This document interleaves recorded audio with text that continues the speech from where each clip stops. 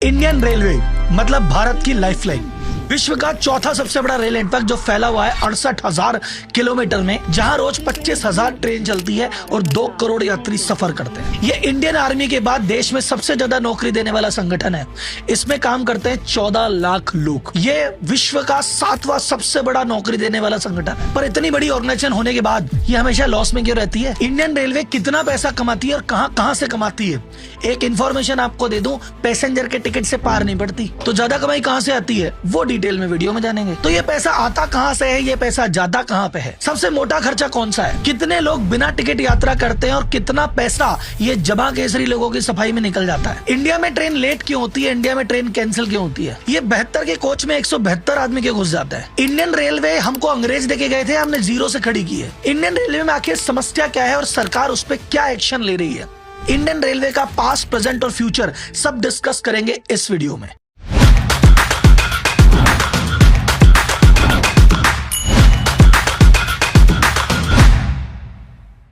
सबसे पहले बात करते हैं इंडियन रेलवे की हिस्ट्री की, कि ये चालू कैसे हुई। और ये सेक्शन में सिर्फ उन लोगों के लिए रख रहा हूं जो ये कहते हैं कि अंग्रेज भैया हमें रेलवे देके गए थे। आप ध्यान से सुनो। ब्रिटिश ने रेलवे बनाई थी 2 कारणों से। पहला, चोर लोग तो थे, इंडिया से सामान चुरा के लंदन लेके जाना था, तो कैसे लेके जाएंगे भारत के कोने कोने से, तो रेल लगाई खुद के फायदे के लिए। तो इंडिया में सबसे पहले चली थी फ्रेट ट्रेन। इसके बारे में सोचा था 1832 में और पहली ट्रेन चली 1837 में ग्रेनाइट को ट्रांसपोर्ट करने के लिए। फिर इंडिया में भाई साहब खुद का मूवमेंट, खुद को इधर उधर जाना पड़े और कल को कोई पंगा हो जाए तो भाई साहब देश से भी भागना पड़े, तो ट्रेनें चलाई पैसेंजर ट्रेन कि भाई साहब हम पोर्ट तक पहुंच सके और वहां से लंदन भाग सके। तो पहली पैसेंजर ट्रेन चली 16 अप्रैल 1853 को बोरीबंदर मुंबई से थाने तक। इस ट्रेन में 14 बोगियां थी और 400 पैसेंजर थे। इस रेलवे ट्रैक को बनाने के लिए जो स्टील आता था वो आता था ब्रिटिश स्टील से, और उसके लिए पैसा जाता था भारत से। यानी भारत के पैसे से ब्रिटिश स्टील को अमीर बनाया, उसको प्रॉफिट कमाया और यहाँ पे ट्रैक बिछाया खुद के फायदे के लिए। तो ये मत कहना अंग्रेज हमें दे गए थे। इनकी चिल्लीगिरी की हद सुनना। जब वर्ल्ड वॉर हुआ इनको स्टील की जरूरत पड़ी, यहाँ से ट्रैक उखाड़ के ले गए, उसको पिघलवाया और वॉर में काम लिया। जब 1947 में बंटवारा हुआ तो 40% हिस्सा चला गया पाकिस्तान और 60% रह गया हमारे पास। और जो हमारे पास 60% था, जो हमारी ट्रेनें वहां से आ रही थी, वो जला के बेच रहे थे, तोड़ फोड़ करके बेच रहे थे। कई ऐसे जो कर्मचारी थे वापस लौटे ही नहीं, कईयों ने नौकरियां छोड़ दी। तो कुल मिला के 47 के बाद जो रेलवे था